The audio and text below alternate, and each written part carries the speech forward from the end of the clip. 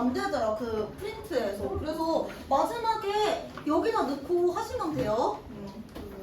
근데 이제 저의 의무는 그러면 스테이플을 빼야 되나 굉장히 빡셀 것 같은데 그냥 넣어라.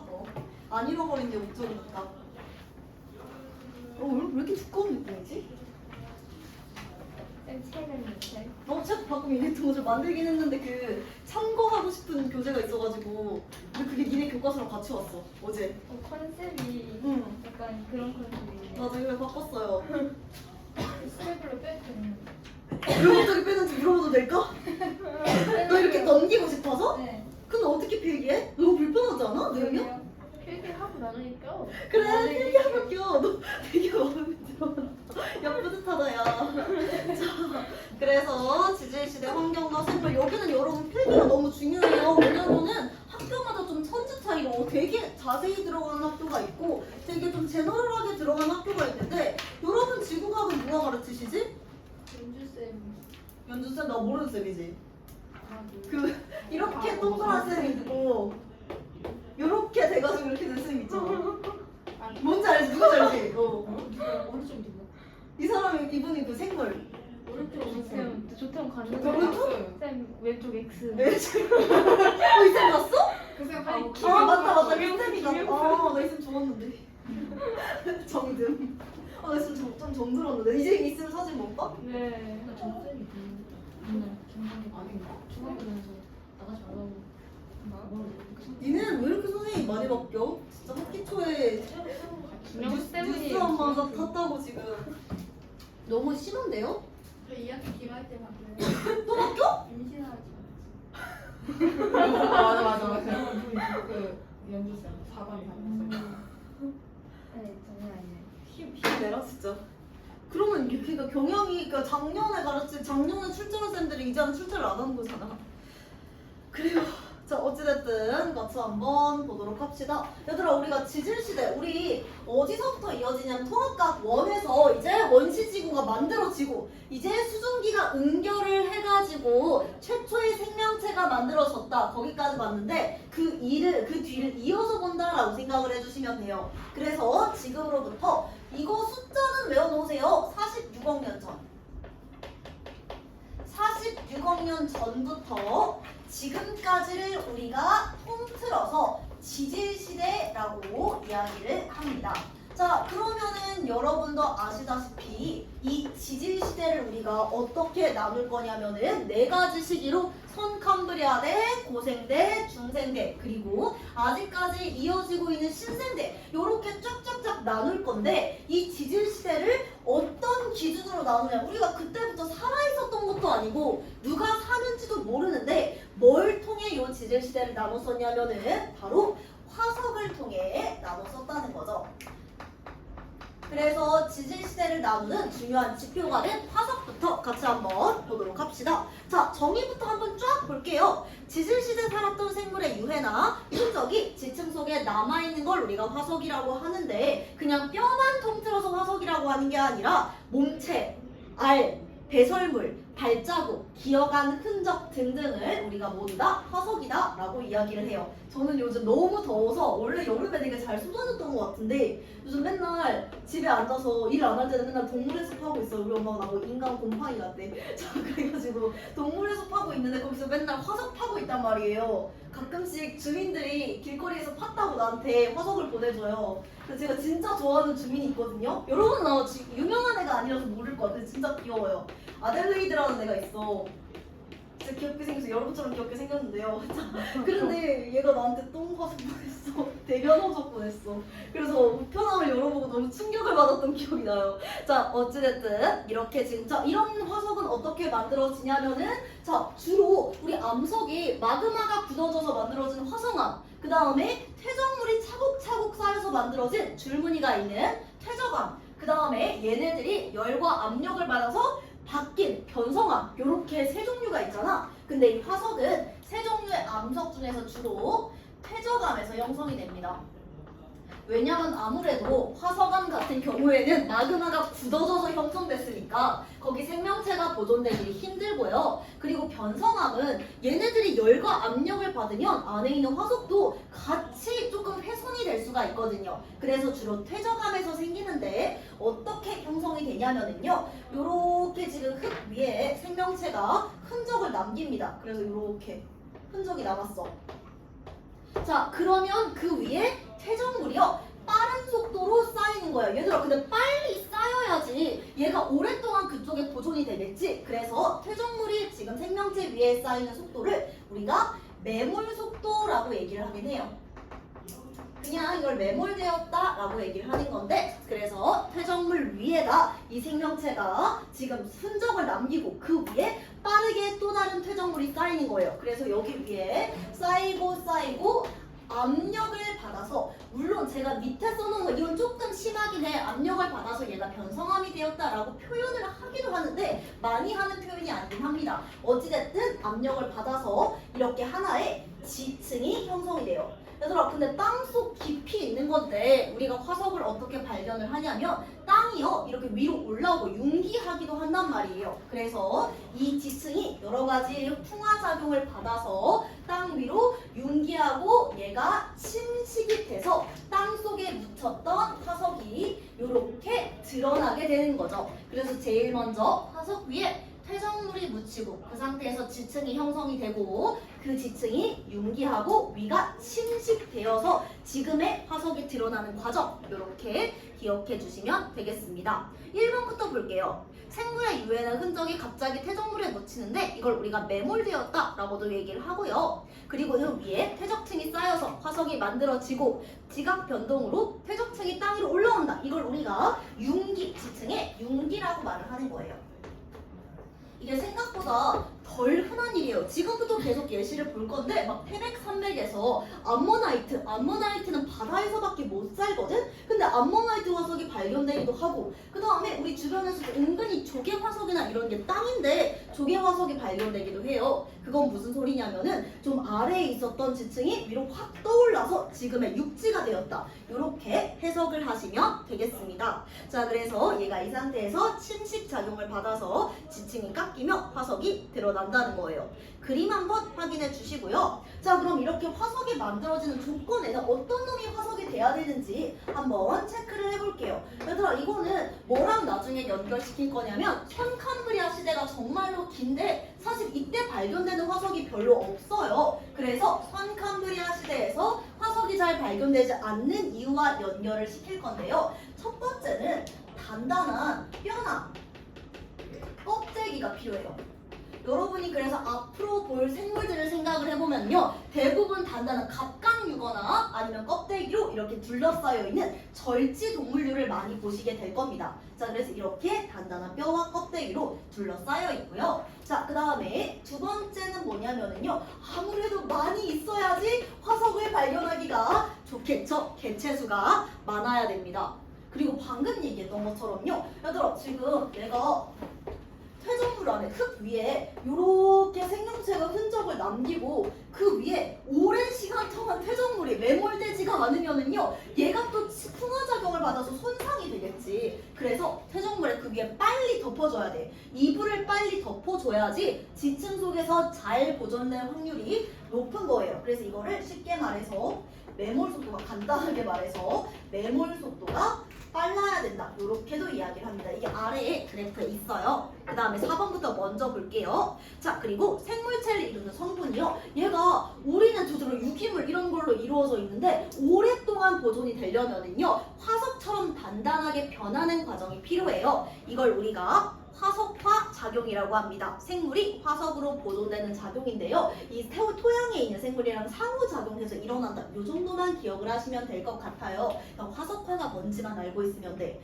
그래서 이렇게 생성 조건 4가지 여러분들이 기억을 하시면 되겠고요. 아래에 있는 그래프보다는 사실은 표준이랑 시상화석 그래프가 조금 더 많이 출제되긴 하는데 이것도 한번 볼게요. 그래서 화석은 언제 많이 만들어지나?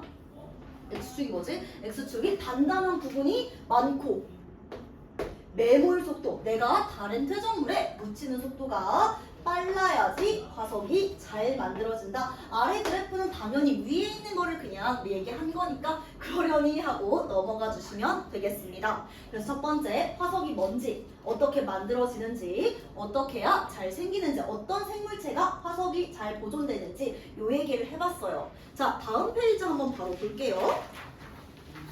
자, 다음 페이지는 뭘 볼 거냐면 이제 너무 중요한 거, 화석의 종류를 보도록 하겠습니다. 화석이라는 게 방금 얘기했던 것처럼 과거 지질 시대가 어떻게 진행되는지를 알려주는 지표란 말이야. 그러면은 뭘 알려주냐에 따라서 크게 뭐가 먼저 있지? 시상 화석과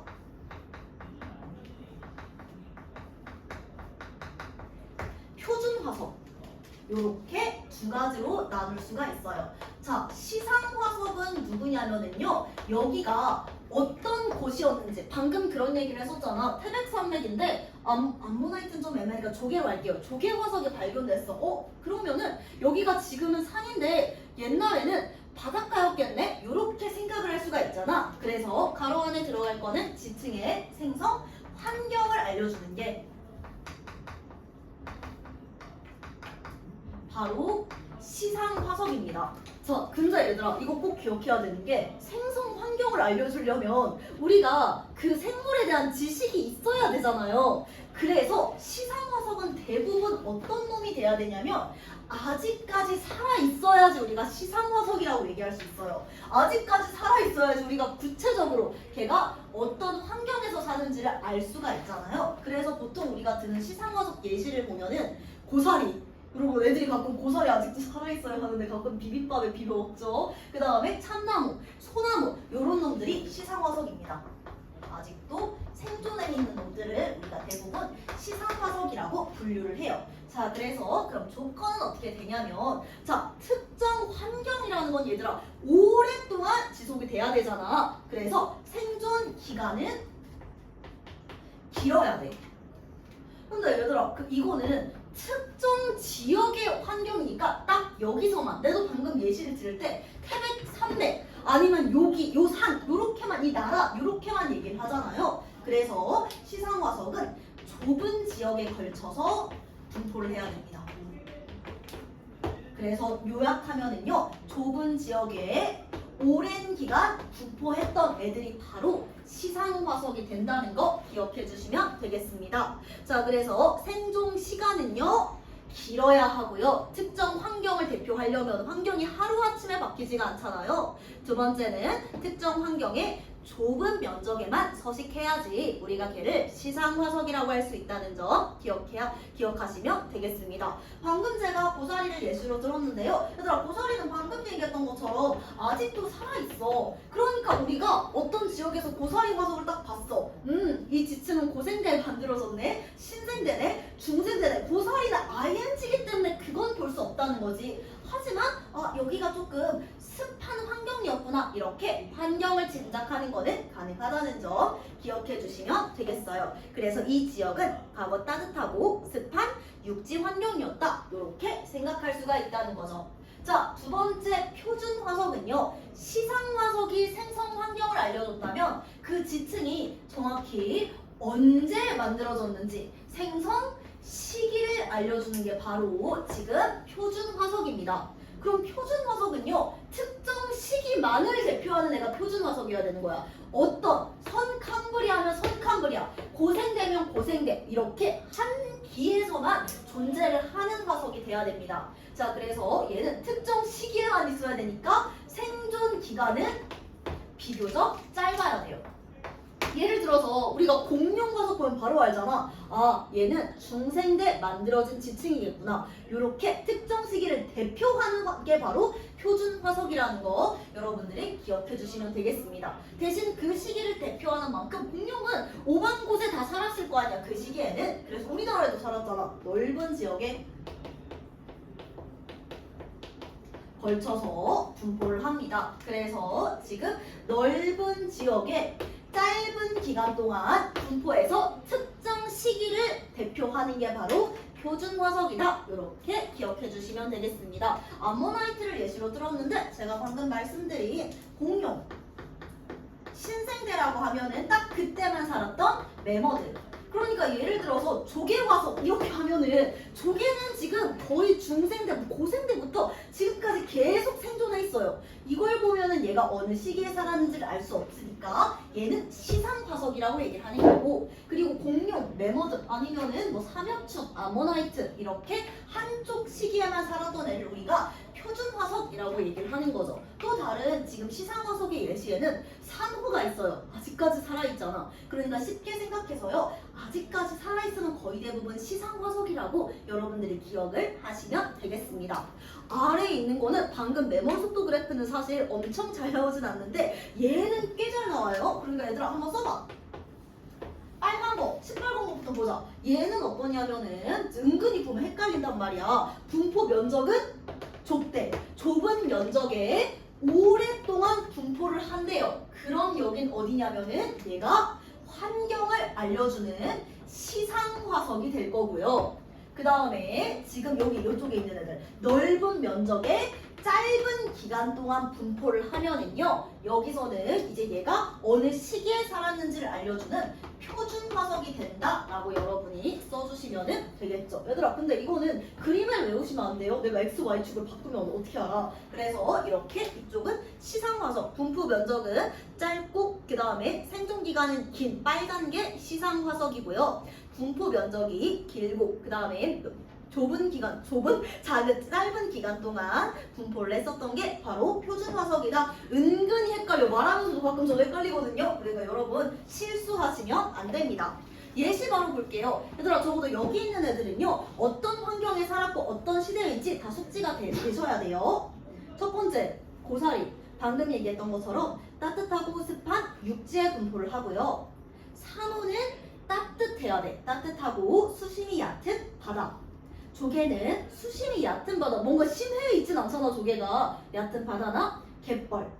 화렵수는 강수량이 많고 습한 육지. 침엽수는 강수량이 적고 건조한 육지. 이렇게 우리들이 보실 수가 있습니다. 자, 그 다음에 나머지 아래에 있는 화석들은 우리가 오늘 하루 종일 볼 거예요. 그래서 한번 쭉 보시면은 고생대는 삼엽충, 필석, 갑주어, 방추충, 고생대 이 해양 생물들이 정말 자주 나오니까 여러분들 그림이랑 사진이랑 뒤에 사진이 또 나와 같이 기억을 해주셔야 되고요. 중생대는 암모나이트. 그래서 삼엽충이랑 암모나이트가 진짜 단골이에요. 특히 좀 제너럴하게 나오는 기출문제에서는. 그래서 암모나이트, 공룡, 그리고 시조새. 그 다음에 얘들아, 시조새가 새일까? 조류일까? 파충류일까? 아니면 포유류일까? 뭐일 것 같아요? 좀 이따 나와요. 시조새가 사실 좀 애매하대. 근데 그래서 학교마다 가르치는 게 조금씩 달라요. 그래서 이건 좀 이따가 좀 말씀을 드릴 거고요. 신생대는 화폐석과 메모드. 얘들아, 화폐석 진짜 이름도 그렇고 돌 같잖아. 돌 아니에요. 플랑크톤류입니다. 헷갈리시면 안 돼요. 자, 그러면은 다음 페이지 같이 한번 볼게요.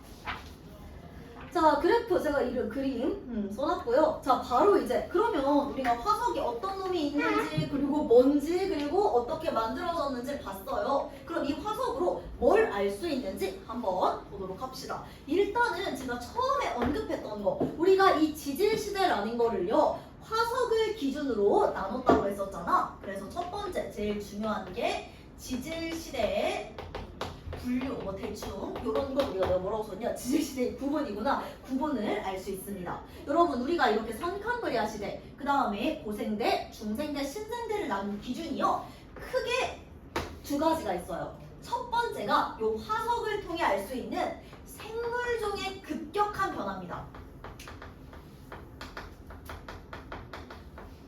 제가 써놓았는데 이런 애들이 살았어 라고 했는데, 오늘은 어떤 식으로 표현을 할 거냐면은, 고생대는 뭐 양서류들이 번성했다, 중생대는 파충류, 그 다음에 신생대는 포유류들의 시대, 이렇게 우리가 딱딱딱 구분이 되거든요. 근데 이 생물 중에 누가 제일 번성했는지를 어떻게 알겠냐고요? 화석을 통해 알 수가 있다는 거예요. 우리가 그때부터 살아있던 놈이 한 명도 없는데 과거의 흔적을 보고 확인이 가능할 거 아니야? 그 다음에 두 번째가 뭐냐면요, 급격한 지각 변동이에요.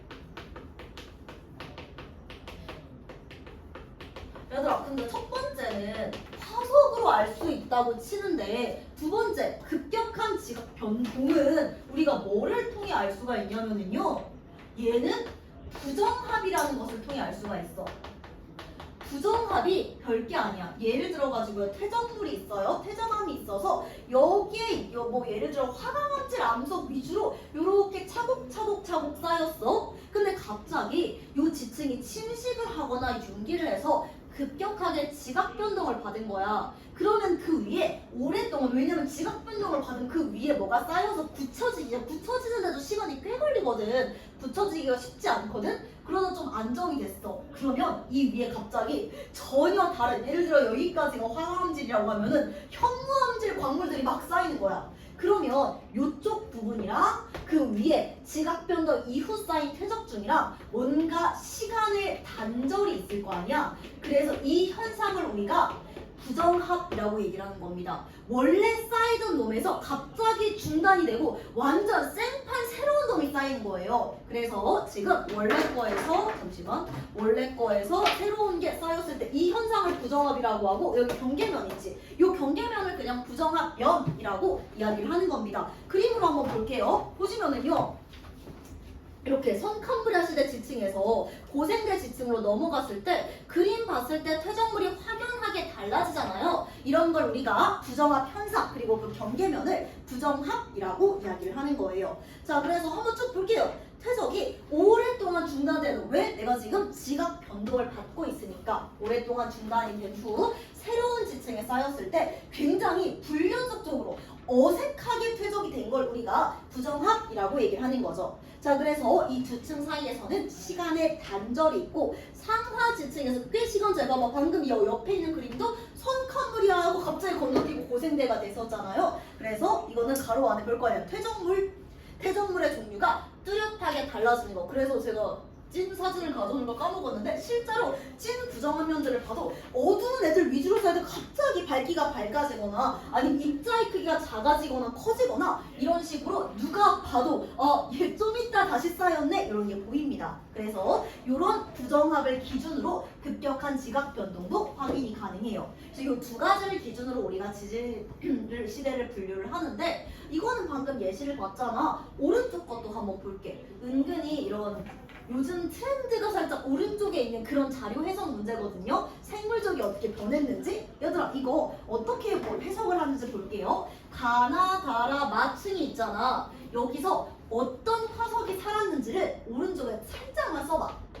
가 시대에는요, 어떻게 하는지 보여드릴게요. 여기 화살표가 있는 애가 이 시대에 살았던 생물종이잖아. 그러니까 가 시대에서는 A하고 E랑 F 생물종이 살았던 거야. 가에서는 A, E, F 생물종이 발견이 됐어요. 자, 그 다음에 나도 한번 볼게요. 화살표가 그 빨간색으로 있는 거 기준으로 보면은, 얘들아, 나에서는요, A 있지, B 있고 C는 없죠. 그 다음에 E하고 F는 있는 거 확인할 수가 있어요. 나일 때는 A, B, E, F 살고요. 자, 다 있을 때는, 다 지층일 때는, 얘가 쌓일 시기에는 A 있네요. 그 다음에 B 있고요. C도 있어. 그리고 E랑 F가 있고요. 나로 가볼게요. 얘들아, 너무 빠르면 말해줘. 그냥 읽는 거야. 그 빨간색 화살표가 있는 쪽으로.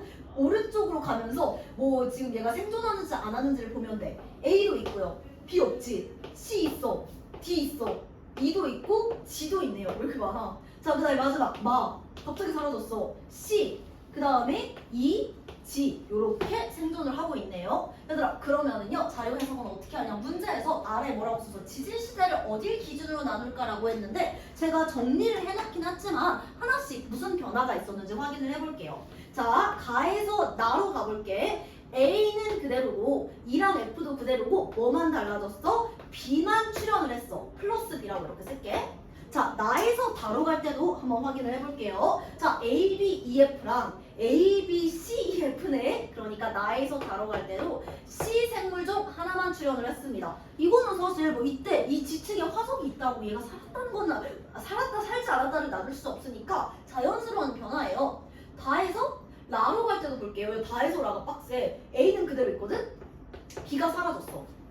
C는 그대로 있거든? 그 다음에 D가 생겼어. 그리고 E는 그대로 있고 F가 그리고 F가 사라졌고, 그리고 G가 새로 생겼어요. 변화가 4개네.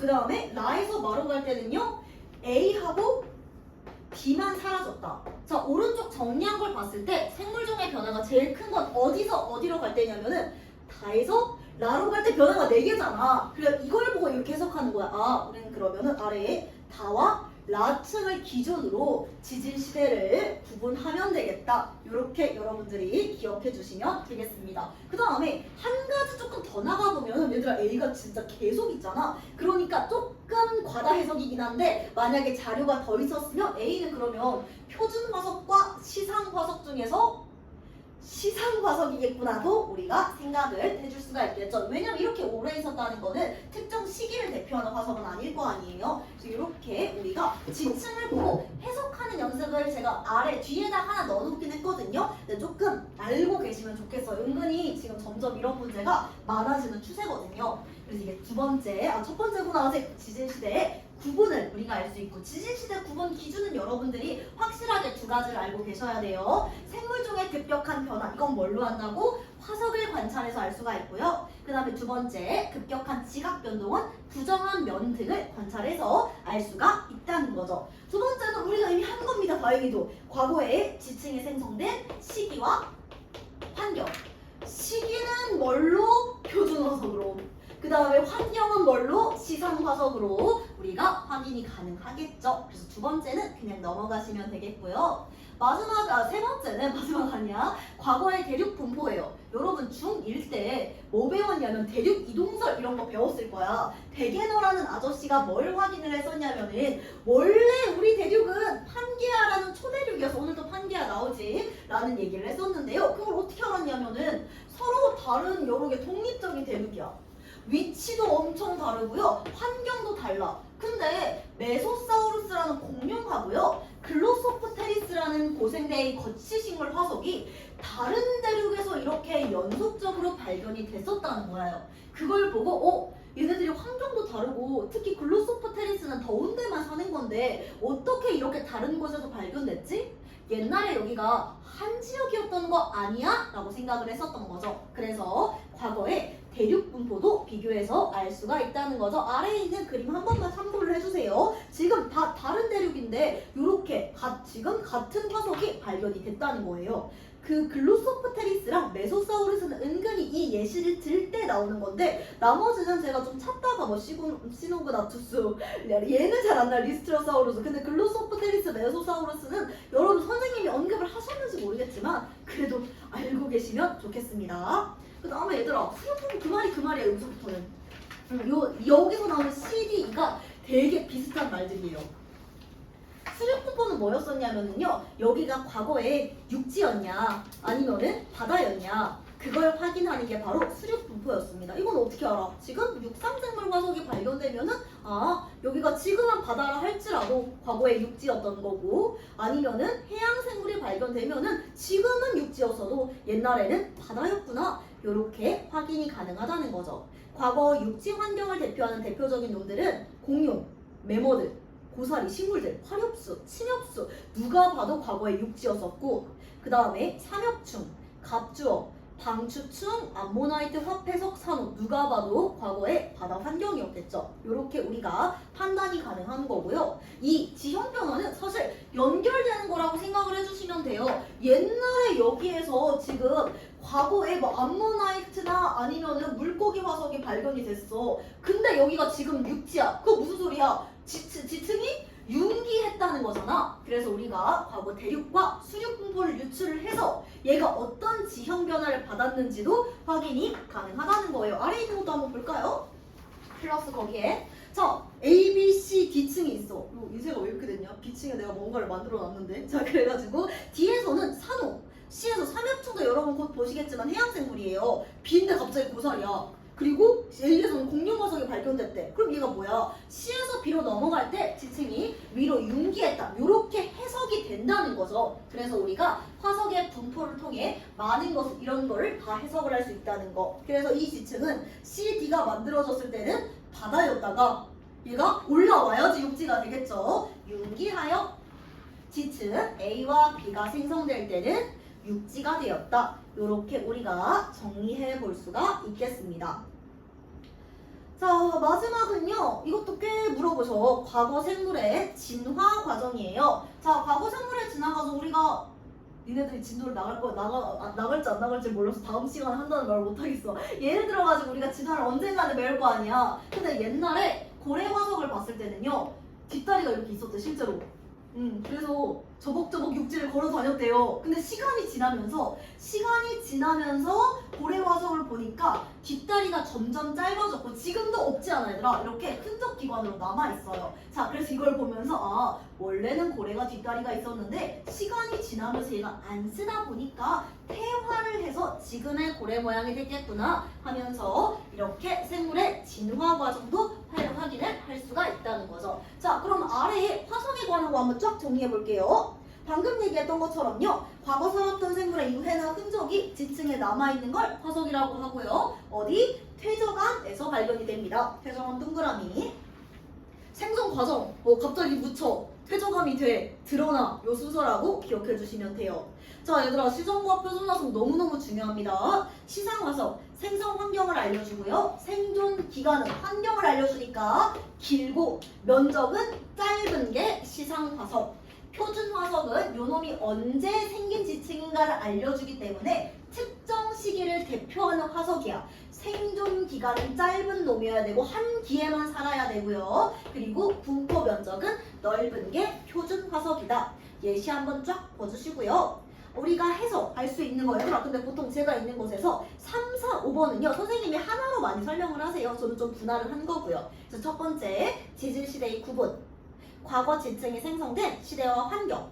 그리고 대륙, 수륙, 지형의 다 그 말이야. 대륙 분포는 옛날에 대륙이 하나였구나. 수륙 분포는 제가 뭘 얘기했던 거냐면 옛날에 여기가 바다였구나. 육지였구나. 근데 육지였던 게 바다가 됐다면 우리가 이어서 지층이 융기했구나. 요렇게 지형이 어떻게 변했는지까지 해석이 가능하다는 거죠. 그리고 마지막으로는 과거 생물이 어떻게 진화했는지 이렇게 우리가 확인이 됩니다. 자, 그래서 1번부터 6번까지 보통 선생님이 4개로 많이 설명을 하시더라고요. 요거 한번 봐주시고요.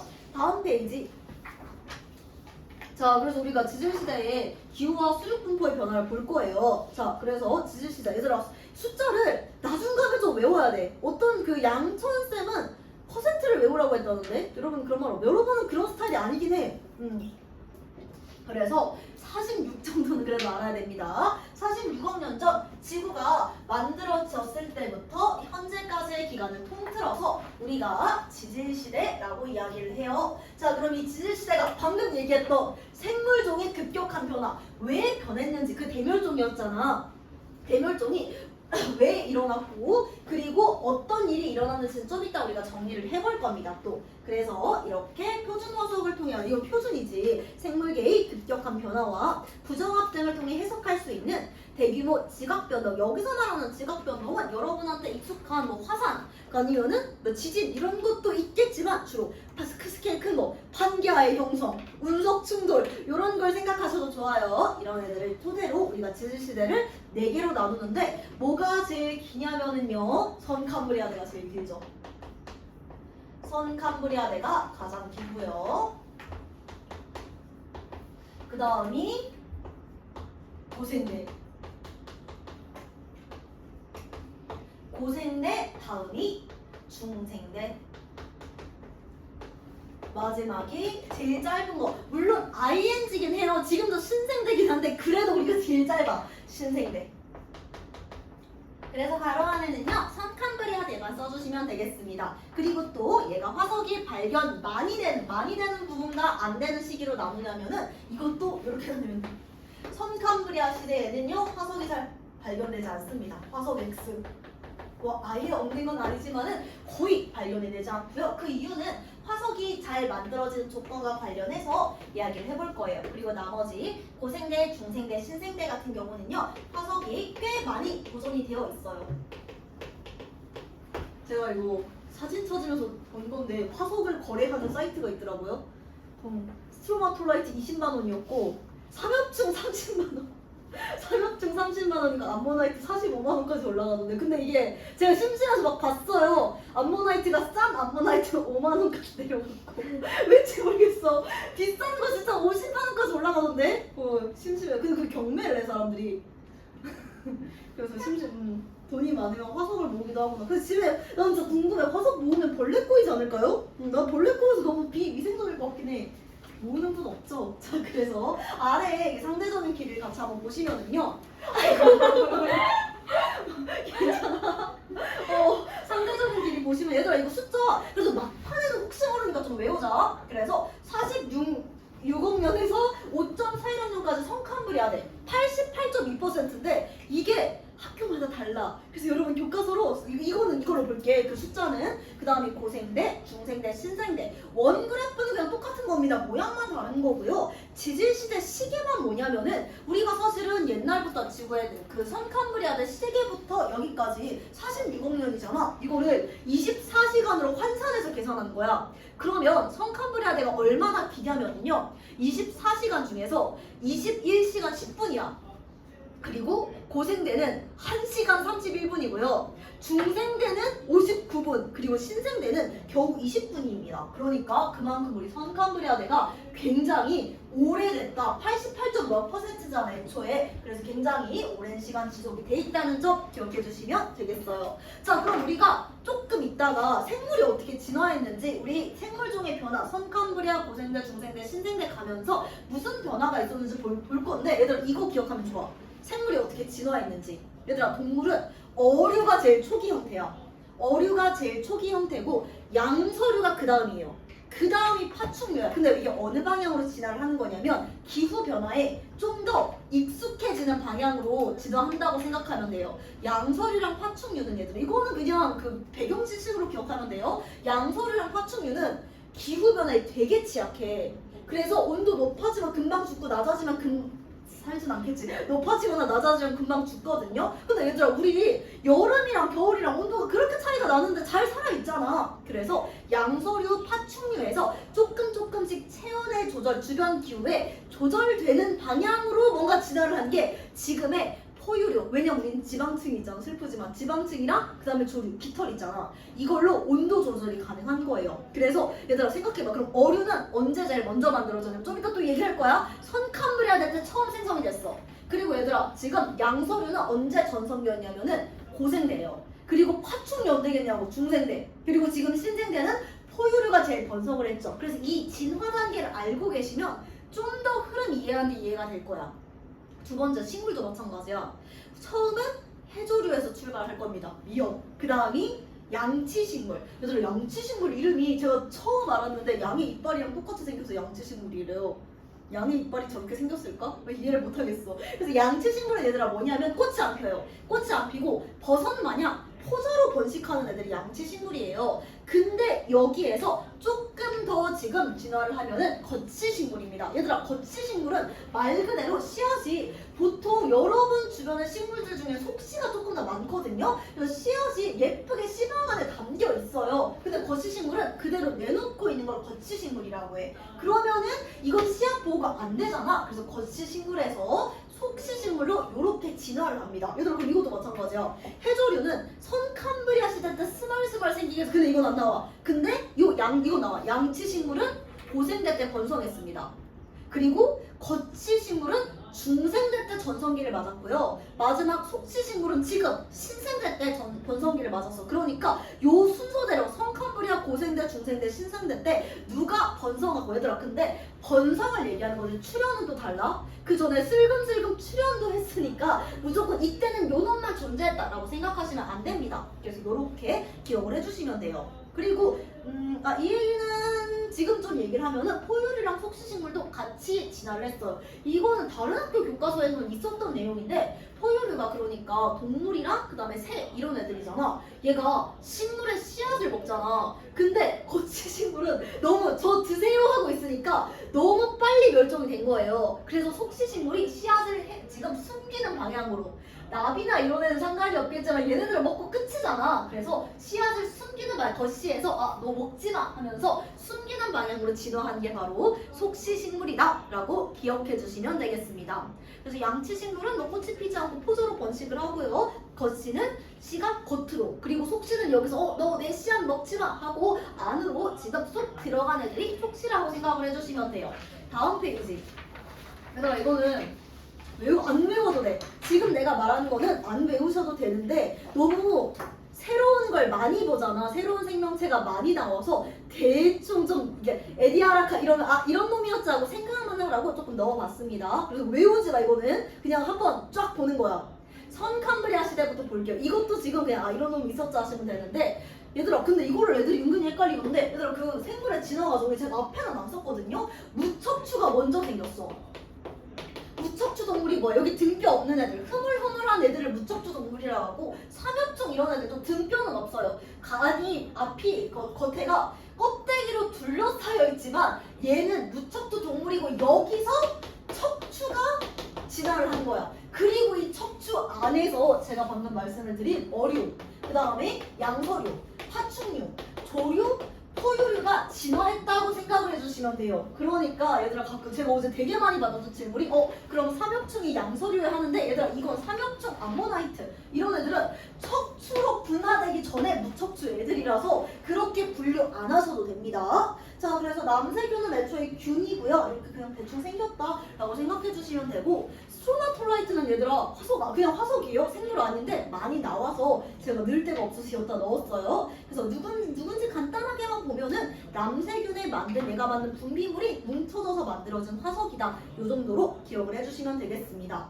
에디아카라 이거 동물군이라고 해서 애들이 막 기어다니는 동물을 생각하는데 쉽게 생각해서 살짝 해파리 요런 모양새를 생각하시면 될 것 같아요. 그래서 얘는 사실 종류가 뭐 양치였다 뭐가 양치식물이 아니라 뭐 어류였다 양치다 엄청 싸웠거든? 근데 지금이랑 너무 옛날이라서 확실하지 않아서 그냥 동물군이라고 이름을 붙인 거래. 그래서 종류는 확실하지 않고요. 그냥 선캄브리아 초기에 근데 아직까지 화석이 남아있다는 거는 대부분 단단한 껍데기로 이렇게 덮여있고 이런 걸 절지동물이라고 하는 거야. 여기서 이렇게 좀 징그럽긴 하다. 여기서 이렇게 다리가 나온 그런 형태라고 여러분이 생각만 해주시면 될 것 같아요.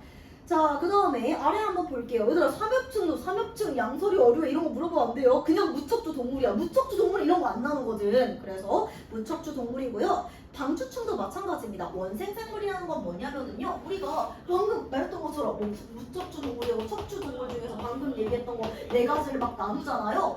어류, 파충류, 조류, 양서류, 포유류. 근데 진짜 애매한 애들을 그냥 원생생물이라고 하는 거야. 그래서 단세포도 있고 다세포도 있고요. 원핵도 있고 진핵도 있고 되게 다양한 애들인데요. 대부분 진핵세포 중에서 굉장히 단순한 단세포 생물을 우리가 원생생물계라고 하는 여기까지 몰라도 돼. 그냥 균이다라고 생각하시면 되겠습니다. 그래서 방추충 원생생물이고요. 이거를 다른 학교에서 가르쳐줬더라고요. 다른 이름이 푸즐리나야. 아 맞아. 그리고 이것도 썼어요. 제가 뒤에 써있는데 남세균도 다른 이름이 또 뭐였더라? 되게 복잡했었는데 제가 써놨어. 아 맞다. 시아노박테리아 이렇게 다른 이름들이 있는데 가끔씩 선생님이 언급을 하실 수 있습니다. 완종류 얘도 마찬가지로 무척추 동물이에요. 해양을 기어다니는 그런 생물이었어요. 단세포 생물이었고요. 갑주어가 그러니까 고생대 최초의 어류예요. 근데 얘는요 이건 몰라도 돼. 외골격이 있는 처음으로 이제 바깥에 딱딱한 껍데기가 있었고요. 턱이 없대 신기하게도. 그래서 이런 애들을 무학어류라고 합니다. 그리고 이거 무시무시하지 않나요? 보면서 이거 웃겼어. 그 다음에 마지막 필석도 이제 화폐석과 더불어서 애들이 돌이에요? 라고 제일 많이 물어보는 건데 얘들 이거 되게 해파리처럼 생겼잖아. 물론 해파리랑 같은 종은 아니겠죠. 너무 과거의 생물이니까. 하지만 마찬가지로 껍데기로 둘러싸여 있는 바다 생물이다. 이렇게 생겼다 정도는 여러분이 기억하시면 되겠습니다. 그 다음에 잠자리 아실 거고 고사리 양치식물이고요. 글로소포테리스는 뒤에는 안 나와요. 뒤에는 잘 언급을 안 하는데 앞에 제가 이제 대륙분포 얘기를 하면서 말을 해서 같이 넣었습니다. 중생대 암모나이트 애들이 자꾸 곤충이에요 이러는데 무척추 동물이에요. 무척추 동물이고요. 공룡은 파충류. 시조새가요. 보통 내신에서는 조류라고 많이 분류를 하시더라고요. 근데 얘가 조금 애매해. 방금 내가 파충류에서 조류, 포유류가 같이 지금 진화했다고 요 단계로 진화한다고 했는데 시조새는 깃털이 있어. 그럼 조류 같잖아. 근데 여기 봐봐. 이빨도 있고 다리도 있고 꼬리뼈도 있어. 그럼 또 지금 파충류 같단 말이야. 그래서 보통 정말 학술적으로 들어가면은 얘 넘어가기 전 단계, 중간 단계라고 말하는 쌤들도 계시긴 할 거야. 근데 이거는 니네 쌤이 말하는 대로 외우면 돼. 저처럼 중간 단계다라고 말씀하시는 선생님도 계실 거고요. 아니면 그냥 딱 조류야 하시는 쌤도 있어서 이거는 나중에 여러분 선생님 말씀하시는 거 보시면 되겠고요. 은행나무와 소철 이렇게 생긴 나무예요. 저 열대지방에 많이 보일 것 같지? 이런 애들은 겉시 식물이다 라고 보시면 되겠습니다. 마지막은 아니고 이쪽 부분의 마지막.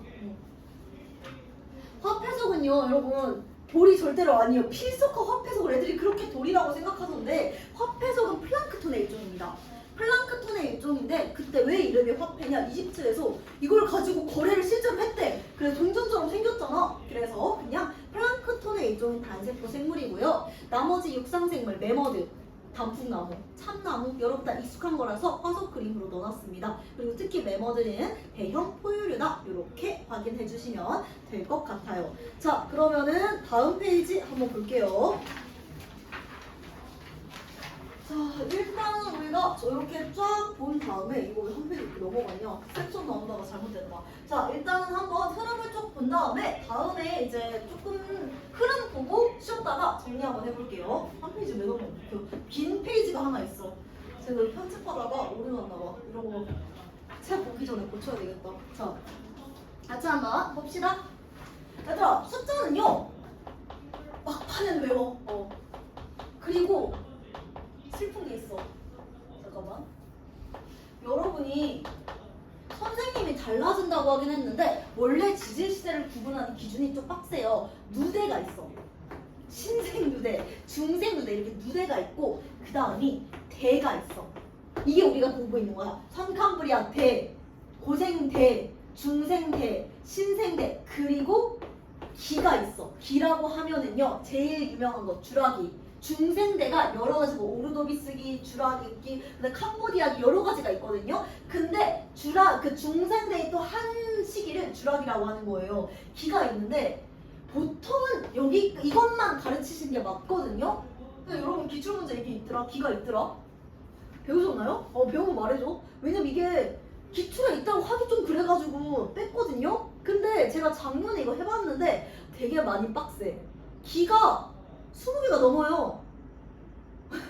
그래서 선생님이 바뀌었다면 안 해도 되는 거라서 혹시 하면은 바로 말씀을 해주세요. 이거 되게 빡세. 뭐 오르도비스기, 캄브리아 기, 그리고 캄브리아 기 이런 게 있단 말이야. 그래가지고 여러분이 혹시 하신다면은 말씀을 해주세요. 웬만하면 진짜 여기 통과에 있는 것처럼 대까지만 하거든요. 실제로는 엄청 세분화돼 있어요. 이 지질시대가 중생누대, 신생누대 안에 또 성캄브리아대가 또 이렇게 있고 이런 식으로 진행이 된단 말이에요. 그래가지고 배우면 알려주세요. 어찌됐든 우리는 대를 보고 있기 때문에 성캄브리아대 같은 경우는요 지질시대의 시작인 46억 년 전부터 88.4%를 차지한다고 했잖아. 엄청 긴 거지. 어디냐면은 5.4억 년 전까지. 이때를 우리가 성캄브리아대라고 얘기를 합니다. 여러분 지구학생 바뀐 거 맞지? 아닌가? 바꿨겠죠.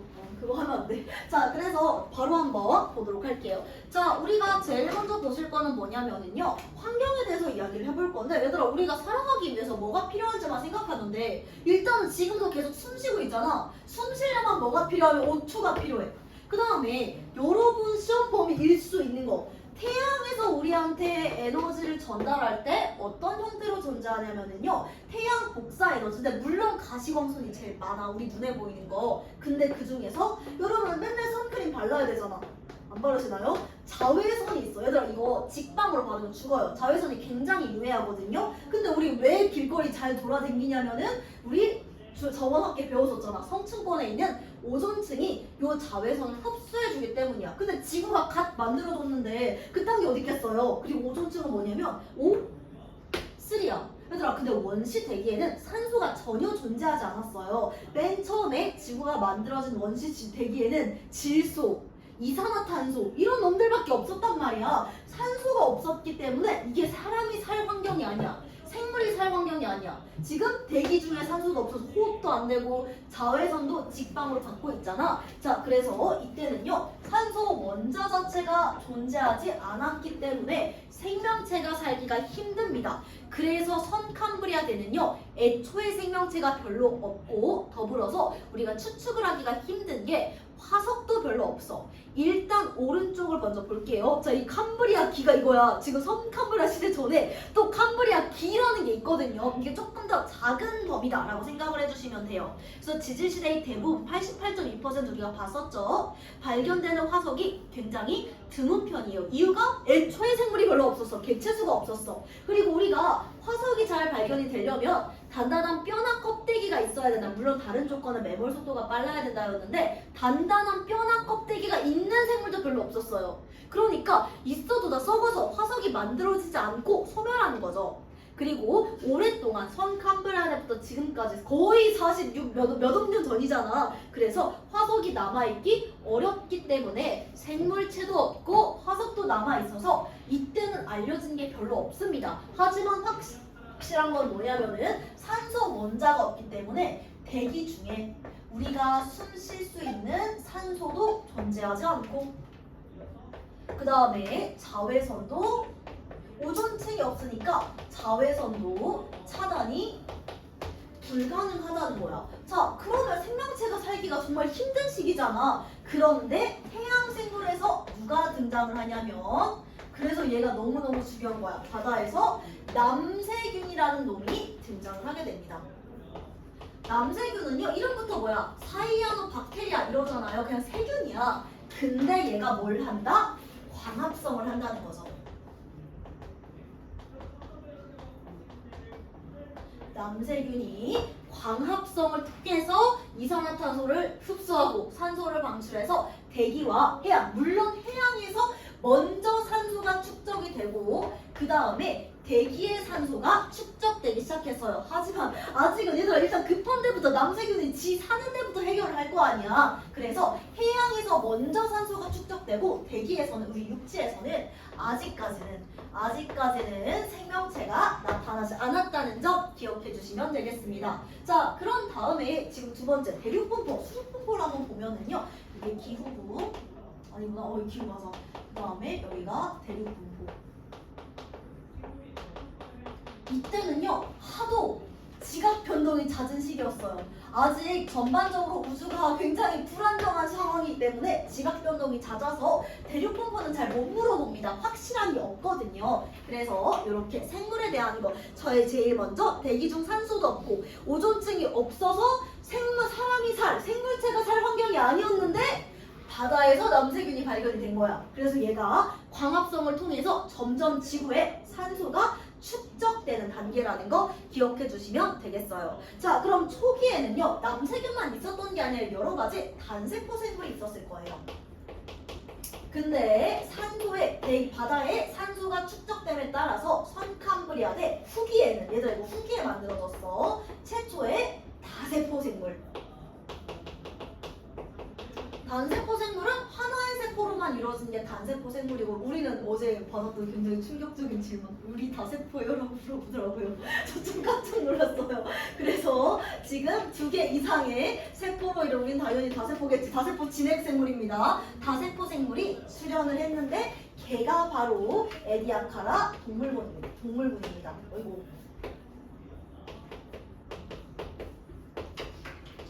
근데 애들이 동물군이라고 하니까 대부분 막 저벅저벅 걸어다니는 동물을 생각을 하던데 방금 봤던 사진처럼요 해파리 같은 느낌. 그래서 단단한 껍데기. 왜 껍데기야? 화석으로 남아있으니까 우리가 안 거잖아. 단단한 껍데기에 둘러싸여서 바다를 기어다니는 생물. 요 정도로 기억을 해주시면 되겠어요. 자, 그래서 요렇게 초기에는 단세포 이게 어디는 후기라고 하고 어디는 말기라고 하죠. 제가 배관법 수업하다 와가지고 거기서도 후기라고 하더라고. 말기에는 다세포 생물이 만들어졌다. 요렇게 기억을 해주시면 돼요. 자, 그 다음에 남세균에 만든 분비물 같은 게 진흙에 달라붙어서 만들어진 화석을 우리가 뭐라고 하냐면 스트로마톨라이트. 얘가 남세균이 만들어진 증거가 됐던 거예요. 그래서 스트로마톨라이트 그는 얘들아 생물이 아니라 그냥 남세균 여기 있었어요 하는 뭔가 지표다 이 정도로 생각을 하셔도 될 것 같아요. 이게 첫 번째 46억 년 전에서 54억 년 전까지 선캄브리아대의 흐름이다 라고 기억해 주시면 되겠습니다. 다음 페이지 고생대 볼게요. 5.4억 년에서 얼마더라? 6,600이었나? 지금? 2.5였지? 2.5였지? 6,600은 중성되지. 자, 중생대 한번 보도록 할게요. 얘들아, 일단은 생물종의 분포 한번 생각을 해볼게. 기후. 우리 성과 넘길 필요는 없어요. 대체적으로 온난했다. 우리 그래프 볼 거야, 오늘. 온난했다라고 얘기를 하고요. 말기에 빙하기가 있었다고 추정만 하고 있습니다. 자, 그 다음에 지금 고생대를 안 써서 연도를 쓰고 와. 고생대에서는 자 마찬가지로 전반적으로 온난했고요. 얘는 말기에 빙하기 있었어. 말기에 빙하기가 있었다는 점 우리가 기억해 주시면 되겠고요. 자 그럼 이때는요. 이 선캄브리아대 길고 긴 선캄브리아대 동안에 이 남세균이 겁나 열일을 한 거야. 그러니까 대기 중에 산소도 있고 그 다음에 오존층도 새롭게 생겼습니다. 우리가 좀 이따 자세히 볼 텐데 고생대부터 오존층이 짠 있었던 건 아니고요. 정확히 말하면 1차 대멸종 이후에 오존층이 만들어지거든. 좀 이따 보자. 자 그래가지고 이때는요. 지금 대기 중에 산소도 있고 오존층도 생겼기 때문에 해양이랑 육지, 바다랑 육지 모두에서 생명체가 살 형편이 됐던 거야. 그래서 해양에서는 얘들아 친구들 남세균이 지네 집부터 먼저 산소 공급해 주겠지. 그러니까 해양 생물은 폭발적으로 증가하고요. 그리고 육지는요 살짝 생명체가 출현하기 시작하는 단계다. 이렇게 우리가 기억해 주시면 되겠습니다. 자, 그 전에 대륙 분포가 겁나 중요한데요. 대륙 분포 때는 너무 중요해. 판게아를 형성했어요.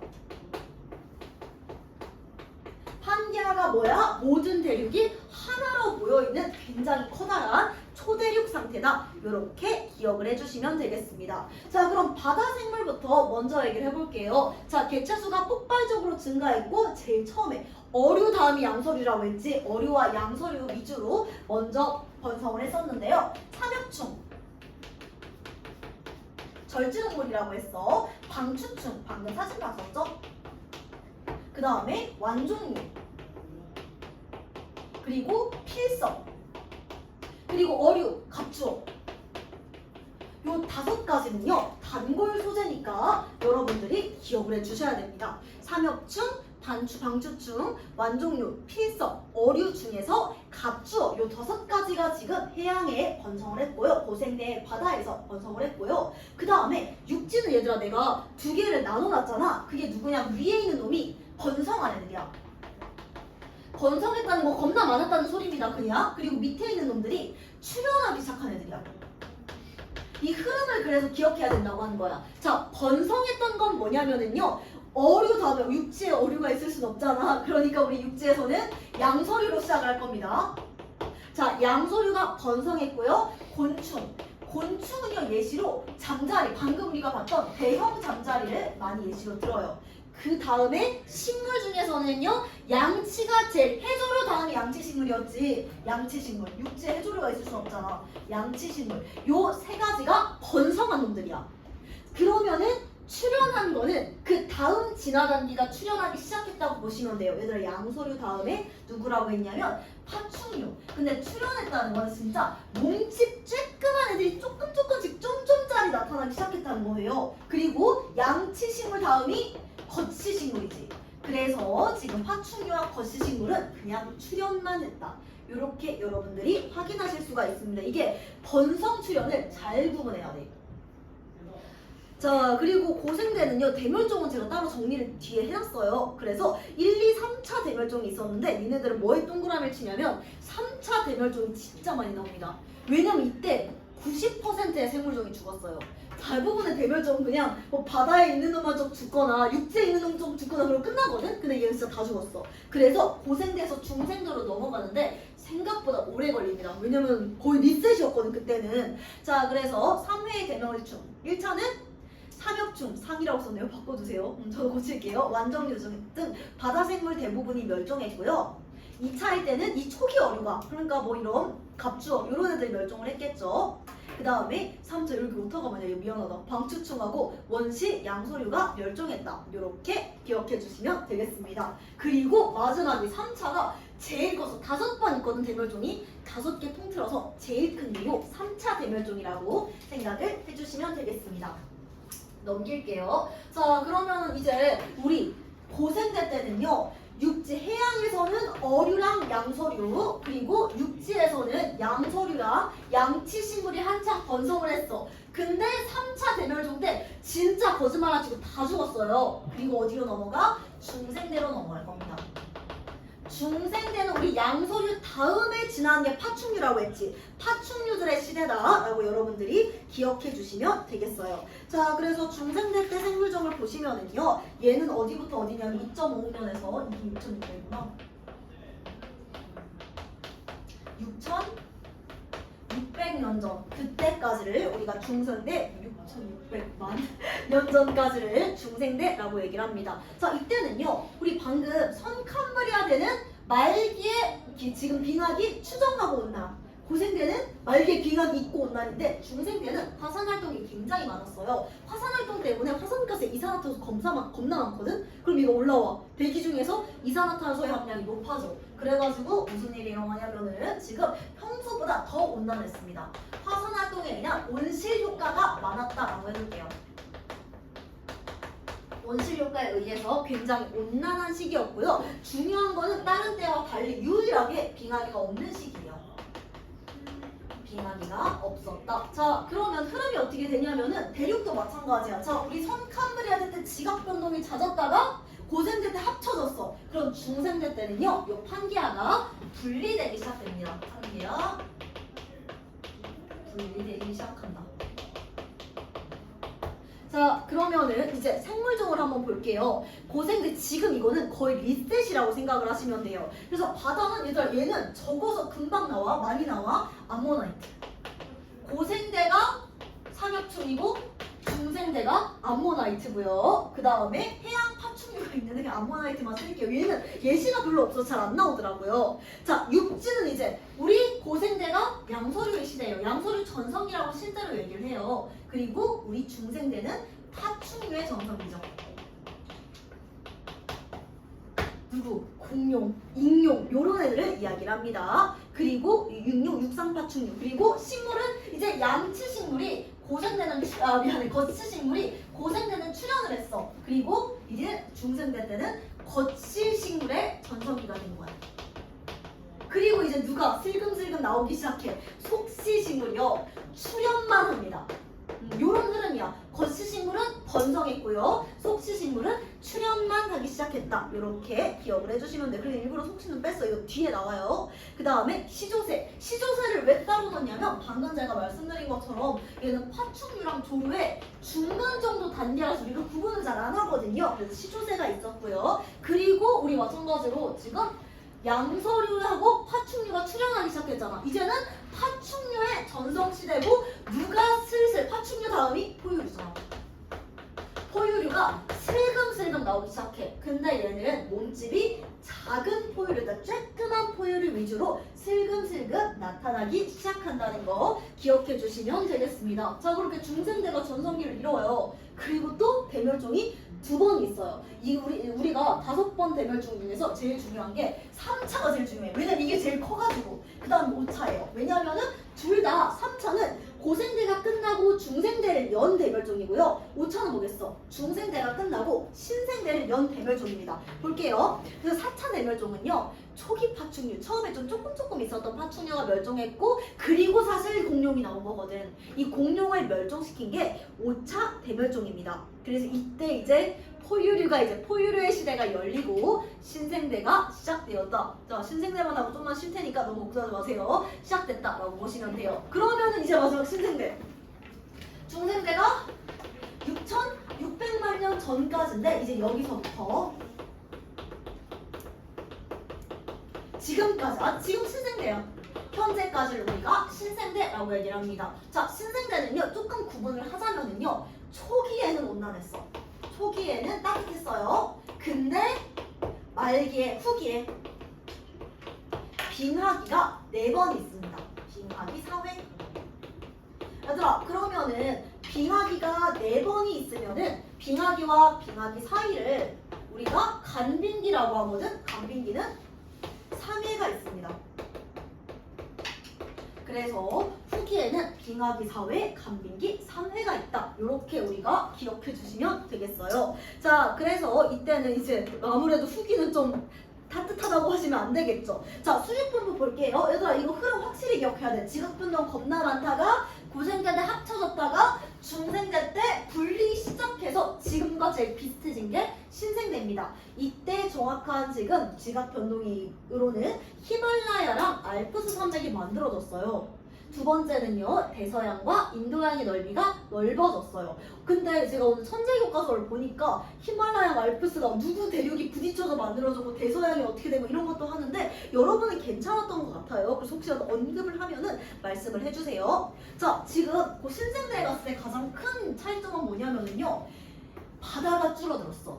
해수면의 높이가 낮아졌어. 그럼 원래 옅은 바다였던 게 싹 육지로 드러나면서 초원이 드러나게 된 거예요. 그래서 육상생물이 번성하게 되었습니다. 육상생물의 전성기를 이뤘다는 거죠. 그래서 폭발적으로 증가했다라고 얘기를 해요. 그래서 해양생물 하나밖에 없잖아. 방금 말했던 플랑크톤 유인 화폐석이고, 그리고 대형 포유류, 우리가 중생대 때는 소형 포유류만 등장을 했었는데 이제는 커다란 레머드와 같은 대형 포유류와 이제 속시식물의 전성기를 이룬 거죠. 그래서 참나무, 포플러나무, 그다음 또 뭐 있지? 단풍나무, 이런 애들이 있었고요. 그리고 포유류랑 최종 진화 형태가 조류라고 했잖아. 조류가 형성이 됐습니다. 사실 방금 얘기했던 것처럼 속시식물이 진화한 이유는 포유류랑 조유류가 진화하면서 얘네들이 자꾸 내 씨앗 뺏어 먹으니까 감추려고 거시에서 속시로 같이 진화하는 거다. 이런 스토리가 있다는 것도 아마 기억하시는 게 암기하시는데 도움이 될 거예요. 그리고 드디어 말기에 크로마뇽인,